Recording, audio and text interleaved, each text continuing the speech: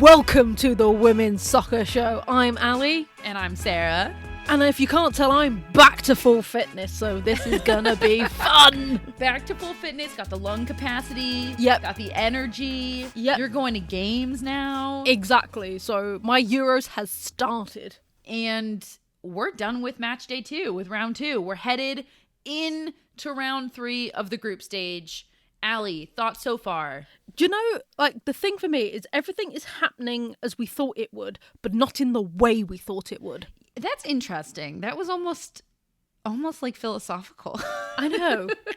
Like, you know, it's almost like I have a brain. But yeah, like, the teams we thought would win are winning, but they're not winning in the style or in the amount or the play that we thought they would. It's true. It's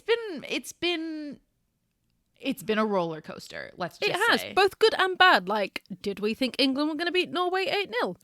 No. Did we think they could beat Norway? Yes. We're basically talking about all of the games that have happened since we released our last episode, pretty much. Yes, because you can't cut anything. They're all mad. Yeah, you really can't. So we're going to run through the scores and then we will get into it. In this episode, we are talking all Group C madness. That is all of the games. We're talking France, Belgium, and we are talking Germany, Spain. But let's do a quick run through of round 2 scores. Yep, let's do it. So we're going to start off with Group A. Austria beat Northern Ireland 2-0 and England beat Norway 8-0. Over to Group B, Denmark beat Finland 1-0 and Germany beat Spain 2-0. And then that crazy Group C, we had Sweden beat Switzerland 2-1 and the Netherlands beat Portugal 3-2. I love Allie on coffee. That crazy Group C, that wild Group C over there. What are you doing over there? And then over to Group D, Italy and Iceland tied 1-1 and France narrowly beat Belgium 2-1. So we're going to get into it. And as Allie mentioned, Allie's been to some games. Moving over into Group C, arguably the wildest, weirdest group we have going on right now. We're going to talk both games and just basically break down what in the world is going on in Group C right now, because we have 2 teams that barely qualified and 2 teams that should be at the top of their game, and yet we have literally no idea who's advancing in this group. Yeah, no, absolutely. Like, you think at first they were like the boring group because of all the ties, and then game day 2 happened. Right. So we've got Netherlands versus Portugal, Sweden versus Switzerland. And going into this game, everybody was locked at one point. And it seemed like the Netherlands and Sweden were both going to run away with it. And it was just going to be a matter of goal difference. That is not really what happened. So we're going to talk about both of these games because we have to. And these were great performances on Portugal and Switzerland's part. Not so great performances on Netherlands and Sweden's part. So we have to talk Netherlands first because you were at this game. The Netherlands beat Portugal 3-2. And it was wild, Allie. Like, let's talk about it. It was a wild game. First of all, it was wild to be there because anybody who knows anything, the Dutchies love to show their support. Is that their nickname? The Dutchies? Yeah, the Dutchies. The Dutchies. They love to show the support. They had people dressed in national costume. There was just like a wave of fluorescent orange everywhere. Like, it was so fun. Amazing. Mike, who is also listening to this right now, who edits our show, sent us a video from the first game, and all I remember is this guy had 2 orange clogs on his hands, and he was clapping the clogs together. And I was like, that's brilliant. Yeah, it was great. And like, there was a smattering of Portugal fans. Like, you could tell there were some groups that booked together to sit together, but it was mainly neutrals and Dutchies at this game. So the atmosphere was absolutely amazing. But it was such a chaotic game. It was wild. Right from the start. Chaotic. Like, Portugal scored, it got called back, but it was like within the first 3 minutes in Portugal, it looked like they were going up 1-0. Yeah, exactly. Like, it completely threw the Netherlands when they got that. Yes, it got called back for an offside, but they should have been more prepared for that. Yeah. Well, we have to say, going into this game, the Netherlands have been the talk of the town because, Group C is just like illness-ridden to begin with right now, and we'll get on to Switzerland. But to stay on Netherlands, they were the talk of the town because we had Vivian Miedema out with COVID, Jackie Gronin out with COVID, and if you'll remember in the previous game, starting goalkeeper injured out for the tournament. She's not even in England anymore. And one of the starting center backs injured out for the tournament. And so they are just limping into this game. Yeah. And you could tell they looked tired. They, like, from the offset, they were tired, they were shaky, and they were uninspired. Like, it's not the team that we were all excited to see. Yeah. I mean, I have mixed thoughts on the Netherlands because on the one hand, they are disappointing, right? They really do leave something to be desired as a team that is one of the best in the world, the defending European champions, the defending runners-up in the World Cup, and they can barely get by Portugal, a team that only qualified for this tournament because Russia was knocked out and disallowed, right? Yeah, no, absolutely. But I will come on to Portugal because I want to give them more credit. But yeah, talking about the Netherlands, there were two, I would say, players that were on their A game to start with and carried on, and that was Lieke Martens and Jill Rood. Both of those were sparks on the game. Well, I mean, I need to talk about Jill Rood. Of course you do. But I just have to say, like, just to finish kind of like, they were uninspired, but I also feel like they put together a performance based on everything we just talked about. Like, they actually put together kind of a good performance, and maybe that is what they just needed to do, is get through this game, get into the next round, and they'll get Jackie Gronin back, they'll get Vivian Miedema back, and maybe then we will start to see a Netherlands team that is comparable to what we expected. I mean, do you know what I mean? Of like, yes, it's uninspired. It's not what, it's disappointing. And at the same time, maybe it was a good performance based on where they came from, you know? But yeah, let's talk Lieke Martens and Jill Rood, like you were just saying, because this tournament is quickly becoming, for me, it will be probably known in my head as the tournament where I fell in love with Jill Rood. I love this player so much. It is unbelievable what she brings to the field. Yeah, no, absolutely. So between the two of them, they were controlling the left flank completely, absolutely. So they were on my side for the first half. And between the two of them, they had the great communication. They were linking up great. They were dodging around the Portugal players.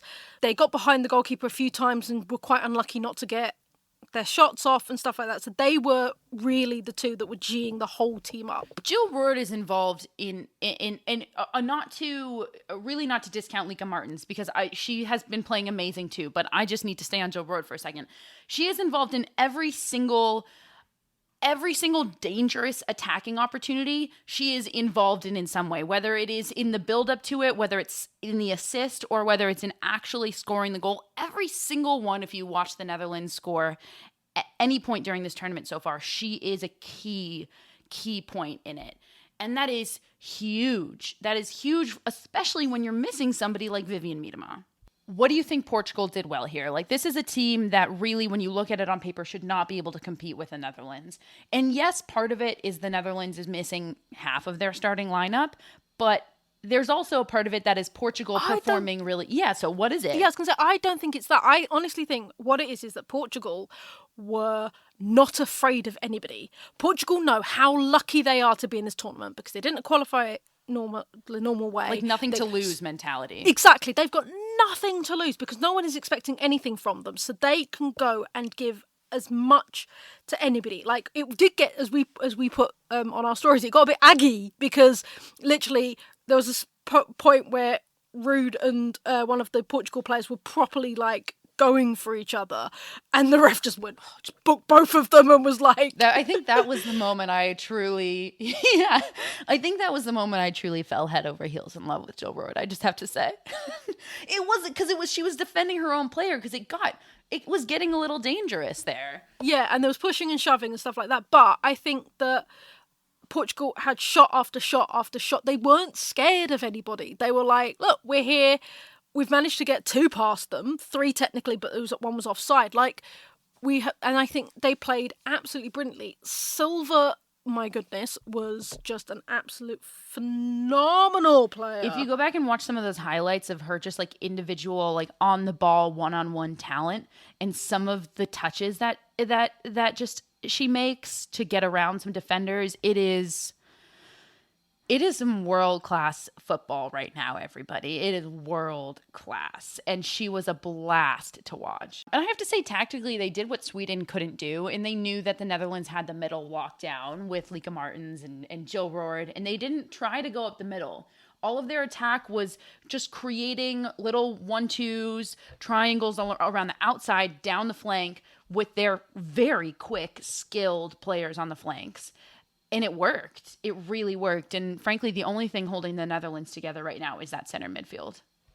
Well, that ended obviously 3-2. So Netherlands took 3 points from that. And now we're going to head over to the other Group C game, Sweden versus Switzerland. That ended 2-1 for Sweden. But frankly, that's not indicative of the scoreline either. Another game where it looks like Sweden should come in and run away with it. And I was simply left really disappointed by Sweden. It was slow, it was predictable, and it is not a team that is going to win this tournament if they continue to play like that. Yeah, like I don't know what's going on with Sweden, because they normally play really beautiful tactical football. It may not be the fastest game, it may not be the most like punchy game, but you know you're going to get a good match out of the Sweden team. And I haven't seen it this tournament. No, we really haven't. I haven't seen it this tournament. They've just been, again, lackluster, uninspired, a bit insipid, just... Ooh, good word. I have to say, I gave Aslani a hard time in the Netherlands game because I didn't think she was doing enough to help the team in terms of setting people up and creating plays. And she was shifted back into her more favored position in the middle of the field, whereas in the previous game she was playing on the flank. And I thought she played absolutely fantastically in the middle of the field.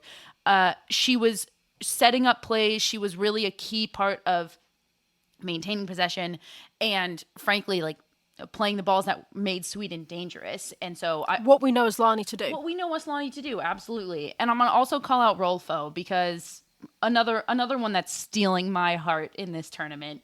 Oh my goodness. She's like Jill Roord in the way that she is involved in every single dangerous opportunity, whether it's setting it up, whether it's scoring. She got a goal here. She is utterly key for this team. But overall, Sweden can't seem to find the flanks, can't seem to find the width. You know exactly where they're trying to go. You know exactly what they're going to do. And it's slow. And like I said, it's predictable. And I don't know why or what's going on, if it's coaching, if the team is just tired, but this is a complete underperformance so far. And if they slide out of this group in second, they are going to have a lot to reckon with whoever they face in the next round. It's sad because we were building them so up much in our previews, and we were like surprised that they weren't in the bookies' favourites to take the title, and now it's like lucky if they get out the group. It doesn't make any sense. They have all of the talent and they're just not utilizing it well. But we have to also give credit to Switzerland. Alike to how we, had to give the credit where credit is due to Portugal, we got to give that to Switzerland. Switzerland had like 8 players go down before this game with a stomach bug. Their coach was joking around like, send toilet paper, send toilet paper, everybody. They did not have a practice. They had a virtual just discussion on Zoom about what their tactics would be. Everybody was dehydrated. They didn't know who they were going to be able to field. And yet they still come out here and frankly almost sneak a point away from Sweden. They have so much grit and so much fight. I am so impressed by this Swiss team. Got to talk about Bachmann. Ramona Bachmann doing Ramona things. So obviously Sweden went up first, and then within 90 seconds Bachmann had got a goal back. Oh, that was beautiful. Was it 90? It felt like 10. It was like boom, boom, right away. It was no time for Sweden to settle in. It wasn't. And also Sweden did not help themselves because basically they got in the way of their own goalkeeper, so she could only parry the ball away instead of catch it, fell straight at Bachmann's feet, and absolutely beautiful goal. This is what we've been missing from Bachmann for a little while, and just brought them straight back to a level pegging. Absolutely. I mean, Bachmann was the force driving the Swiss team. And you saw when she got hurt and she got taken out, it kind of took some wind out of their sail. I really think if she hadn't come out of that game, there was a chance they could have equalized. She's so integral to this team, and what she can do when she gets on the ball, it is incredible. And that was beautiful. She's like Miedema in the way that she changes the way other teams have to defend against Switzerland. Exactly. But then it was a 19-year-old Benison that got the winner for Sweden. 19. Sweden has depth. This is another thing. It's just not making sense. Like Switzerland, we're just saying Bachmann came out and there's really not a replacement. But Sweden have so much depth, and we saw it right there, and they still can't really put that performance together. It was left uninspired, and whatever that word is that you used earlier. Insipid, exactly. So, I mean, Group C, though, however disappointing the performances were from the Netherlands and Sweden, equally as exciting from Portugal and Switzerland, I have to say. And despite the fight that they've put up, Netherlands and Sweden are sitting atop the group, tied at 4 points, with the same goal difference, actually. And Portugal and Switzerland are sitting at the bottom of the group with 1 point, again with the same goal difference, which is hilarious. So this literally all comes down to the next game. Switzerland plays the Netherlands, and Sweden will play Portugal. And whoever wins by more goals between Sweden and the Netherlands will advance in first place, or we could see a massive I was going to say, upset here. You're assuming. No, I'm just trying to set the stage here for all of the possibilities, Allie. Unlike in other groups, so unlike in Group A, where that's been pretty much decided, Group C, if the Netherlands have another lackluster performance and Switzerland bomb it, then they've kind of got -1 goal difference. So they only need to win by 3 goals to guarantee it. Or even 2 goals. It gets hard, though, because then if Switzerland beat the Netherlands, right? I need to pull up my chart. If Switzerland beat the Netherlands, then they're both sitting at 4 points. Yes, but the goal difference. But then it comes down to Portugal and Sweden, and let's say that Portugal also beats Sweden. Everybody's sitting at 4 points. And then it comes down to head-to-head and goal difference. Which is a stupid rule. We talked about that earlier. It's a stupid That it rule. should come down to head-to-head? Yeah. Of course it comes down to head-to-head. Stupid. Why is that? What are you talking about? You think it should come down to goal difference before head-to-head? Yes! What? That's ridiculous. Short of calling that stupid, what are you talking about? Head-to-head is literally the best way to determine which of these teams is better. Play each other, and whoever wins is better. Let's talk about, the reason why, the prime example why I think it's stupid is if you look at qualifiers, Wales and Northern Ireland had the same points to get qualified. Wales had a much better goal difference, but because Northern Ireland beat them 1-0, Northern Ireland went through. Well, Wales shouldn't have lost 1-0. No, that's a stupid rule. Absolutely it is disagree. So stupid. Totally disagree. Nothing. If you a team that can win, Allie, you just said that can win by a fluke. Yeah, it proves nothing. No. You just said that playing each other and seeing who wins proves nothing. It literally proves who was the better of the teams on that day. And guess what? That's how we're figuring it out. If you had to pick one to upset, would you pick a Switzerland upsetting the Netherlands or Portugal upsetting Sweden? Portugal upsetting Sweden. Yeah, I agree.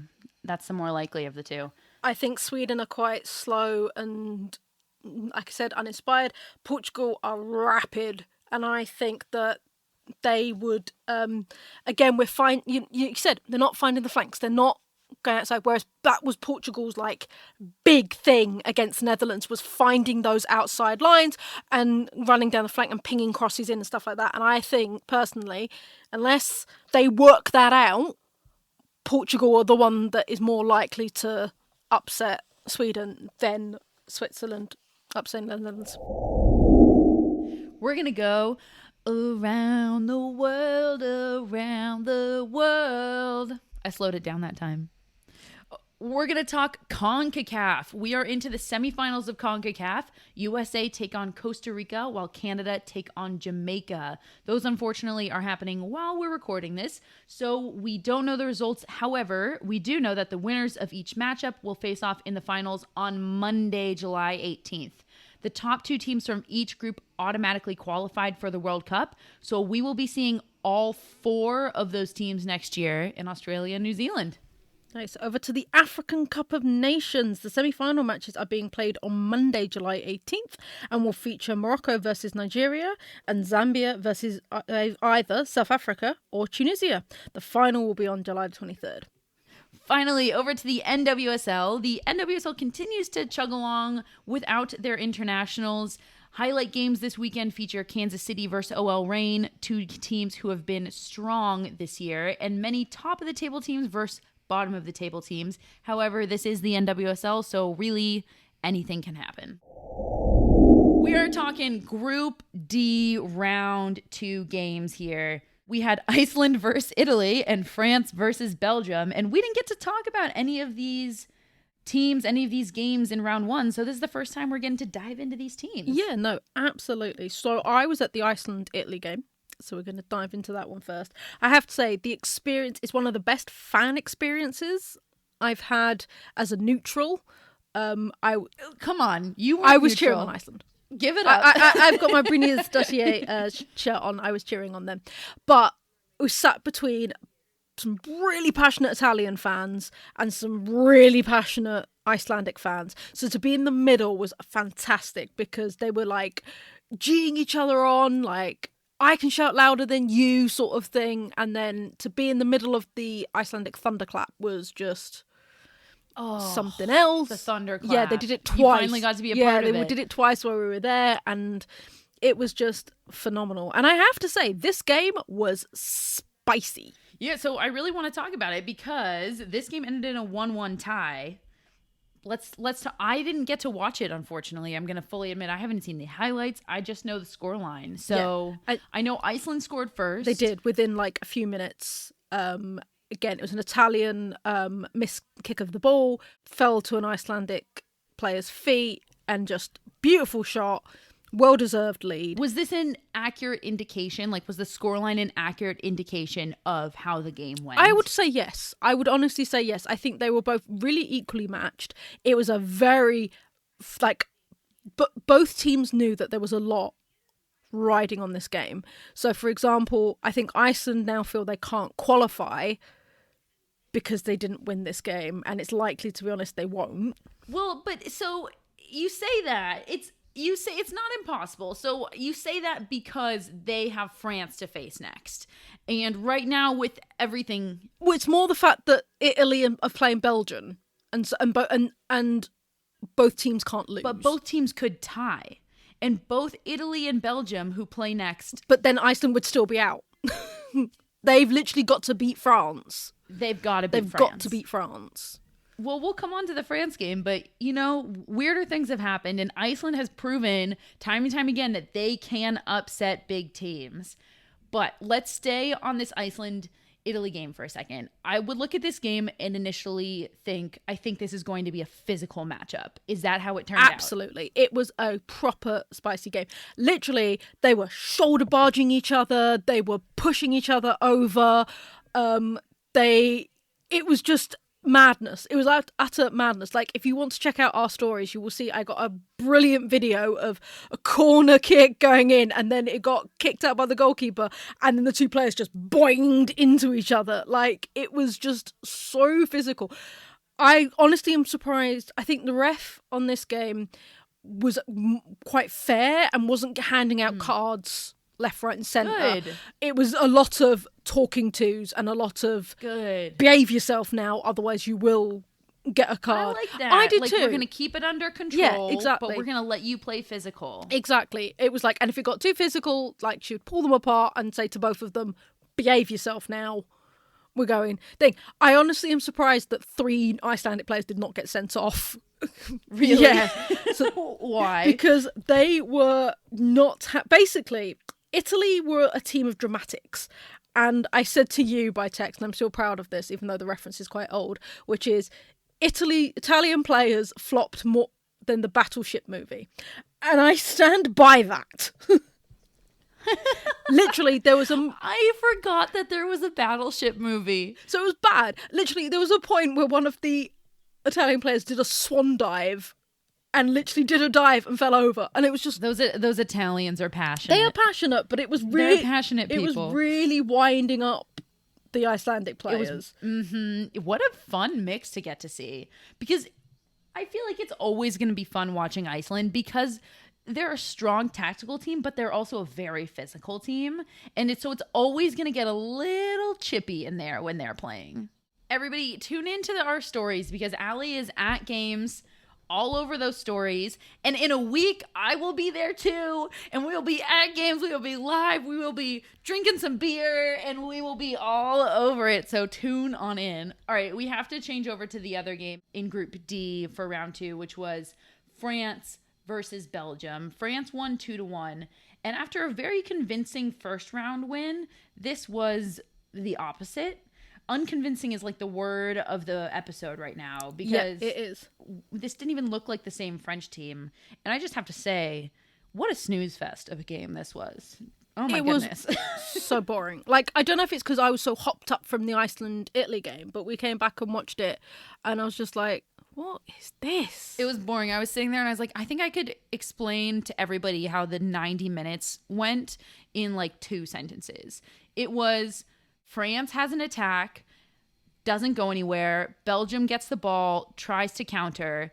It doesn't go past the halfway line, and then it comes back the other way. It was just that. And that was really, really it. Until we've got to fast forward to the 89th minute. And it's looking like, okay, let's all just go home. France won 2-1. Right? There was another goal.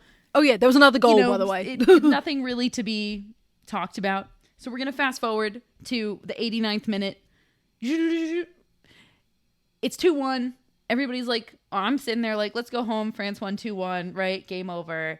And shot on goal hits Amber Tisiak's arm as she's running towards the ball, sticking her leg out into the path of the ball to try to stop it, as any defender would.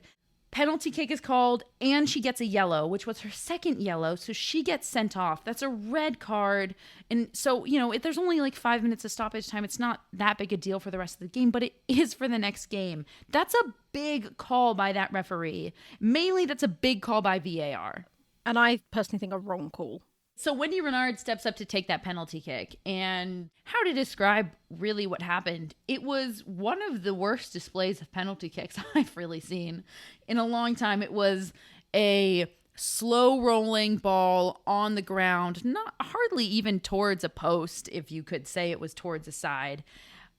Goalkeeper makes the save, and the rebound comes right back to Wendy Renard, who slips when she tries to kick the ball. Completely open net. Goalkeeper's on the ground. There is an open net, and you are but 10 feet from the goal. Slips and kicks it wide the other way. And then we go into stoppage time, and the game ends 2-1. And that was, there's really nothing to say about that. It was just a wild moment. And that's it. That was the only wild moment. Yeah, that was the exciting moment of the game. Have you checked out Total Football Analysis yet? TotalFootballAnalysis.com provides researched analysis on loads of football games, including women's football. Want to know why Miedemar scores so many goals? Do you want to explore how City have turned it around this season? Head over to TotalFootballAnalysis.com and sign up to learn more about the beautiful game. We have a special discount for listeners of the Women's Soccer Show. At checkout, type WOSO10 to get a full year for €10. That's €40 off the yearly subscription. Head over to TotalFootballAnalysis.com and type WOSO10 at checkout. All right, moving over into Group B. I'm probably changing my allegiance slowly from Sweden should win this whole tournament to Germany's going to win this whole tournament because, oh my goodness, we had the stunner of a game that everybody was pumped to see. Germany versus Spain. Germany took it 2-0. I said it in the last episode. I'll say it again. Germany is hands down the most convincing team so far this tournament. They have put 2 incredible games together, and they have, it's as simple as that. They have played the best soccer across the board in this tournament so far. Yeah, no, absolutely. I do think that we saw a better idea of what Germany can do against Spain rather than Denmark. I know that the score was less in this one, but I feel like Spain was a bit more of a match than Denmark for Germany, and like you felt like it wasn't all Germany's way. There was much more push and pull, and which made it a more thrilling game. But Germany, again, this is the tournament of the midfield. Totally. Midfielders are showing themselves from what were the unsung heroes, have now fully shown that they can win or lose a game on a dime. Like, oh, it's just beautiful to watch. Germany across the board is so organized. They are so intense. And I know it's contrary to how we view Germans. They're so unorganized and all over the place. But you just watch this game and you watch their lines and how they defend. And Spain, I know they're missing Alexis Putellas, but, this is a massively stacked Spanish team, and they can move the ball. And the fact that Germany as defense can stay as organized as they stayed, and they're that organized on defense and so dangerous when I'm jumping between points, but they were missing Schuler, the number 9, who is a key player here. Pop started instead, and obviously, you see the depth of Germany where your starting number 9 can't play, and so Pop is now starting, a world-class player. But she brought something different to the team, and they adjusted just beautifully to it. Yeah.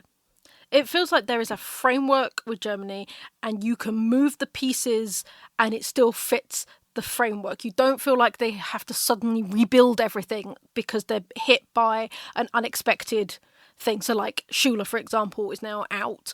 You don't feel like there was too much of an adjustment to slot and move with the framework, and that Pop just moved into the place that Schuler did, brought something different, but it didn't feel like it was like an exaggerated difference. Whereas with Spain, you're starting to feel that because they've lost Putellas, they've lost Hermosa, that they're not quite clicking. They haven't quite fixed. I don't even think it's that they're not clicking. I think they're clicking just fine. I think that it's the classic Spanish problem that we've been talking about for about 4 years now, of beautiful, gorgeous football. Can't seem to find the back of the net. They want to walk the ball in. I wish I had a stat that showed me the number of passes they had just inside the 18, because it's too many. Like, they just need to get a shot off. And I tweeted in the middle of the game, like, I really relate to Spain, because sometimes when I was playing, I forgot too that the goal of the game was to score and not just to play the most beautiful soccer that you could possibly play. Because they're playing beautiful soccer, but unfortunately, it's not winning them games because they're not scoring. So they're clicking just fine. They're just not shooting enough. And because of that, they're not scoring enough. Yeah, so Germany's first goal was an error by we have to talk about the keeper. first We goal. have to talk about Panos's terrible clearance. Now, that's in minute 3, too. So this changed the course of the whole game, really, because Spain goes down 1-0 in the 3rd minute. So basically, Germany have a shot. It goes out for a goal kick. Panos, I don't know if she was trying to play it from the back. I don't know what she was trying to do. But because it looked like she was trying to punt it and miskicked, and it just literally overarched a little bit and then landed at Ball's feet. Like, Ball literally looked so confused for a minute that the ball was there. And then she just slotted it home with, like, 2 touches. It was a gorgeous goal. Like, if you're a German, you are very excited by that, because it was just moment of panic, went just 2 touches, back of the net, and 3 minutes you're up. Unfortunate, like, so unfortunate. But Spain didn't put their heads down, I have to say. They not didn't at collapse. all. They responded really well.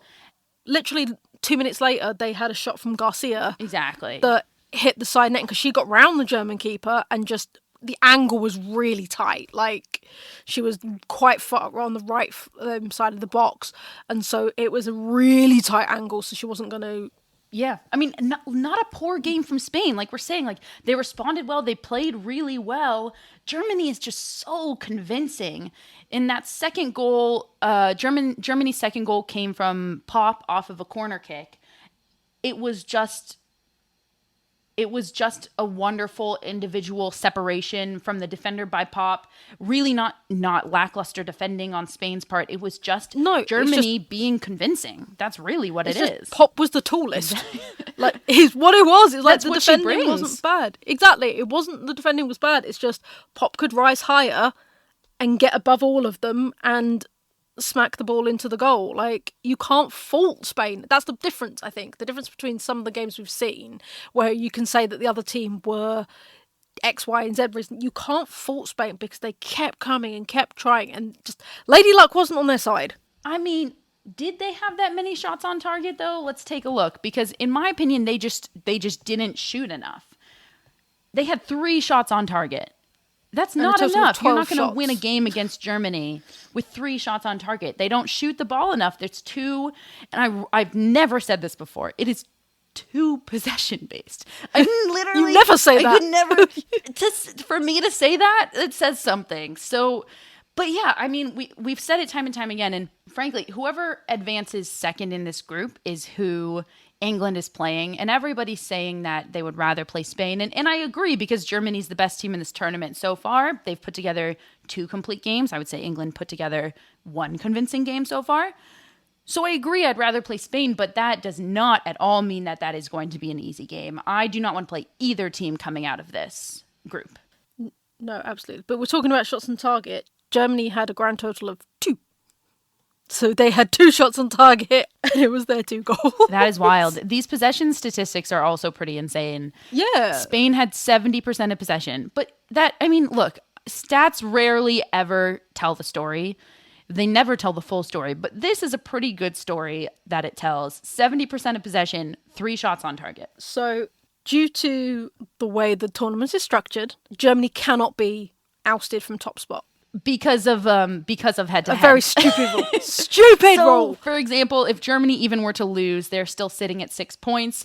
Then Spain win, they're tied at 6 points. But because of head-to-head, Germany advances as the number 1. And it's the same with Denmark, because Denmark could still come back. Well, that's a come out great second. point here, because really what we're looking at is Spain and Denmark both tied at 3 points and will face each other in this final upcoming game. And whoever wins advances in the second spot. So that is a game to keep our eyes on. Who do you think takes it? I'm going to say Denmark. Ooh. I'm going to say Denmark. Woo-hoo-hoo. I mean, I could see it. Because I think Denmark are defensively better. And then all they need to do is ping that ball up towards harder, or they just need to just get that off-balance the Spanish defence. And it's only going to take 1 goal. It's only going to take 1 goal. I'm going to go for an upset, and I think Denmark I love that you're going for an upset. I'm going to stick with Spain, because I think that they can score against Denmark. I think Germany was just so organized. I think that Spain will score against Denmark. So that is another jam-packed episode of the Women's Soccer Show. We didn't just give you 1 match. Nope. We didn't just give you 2 matches. We didn't even give you just 3 matches. No, we didn't. 4 matches. That's a personal best. That's a record for us. It's a personal best. We are then back dropping you another episode on Tuesday, which is my birthday, ladies and gentlemen. Oh my on gosh, the 19th. And you're telling me now, right here? Are you serious? Yes, Tuesday Oh is my my God. birthday on the Allie, 19th. We're going to have some drinks when we record. Yes, Let's do yes, it. We will. So, even an extra special birthday present for you guys, because I'm selfless. So yeah, so it's just going to be a party here over on the WOSO show. So, from me, Allie, and from Me, Sarah. this has been the Women's Soccer Show. Thanks, everybody.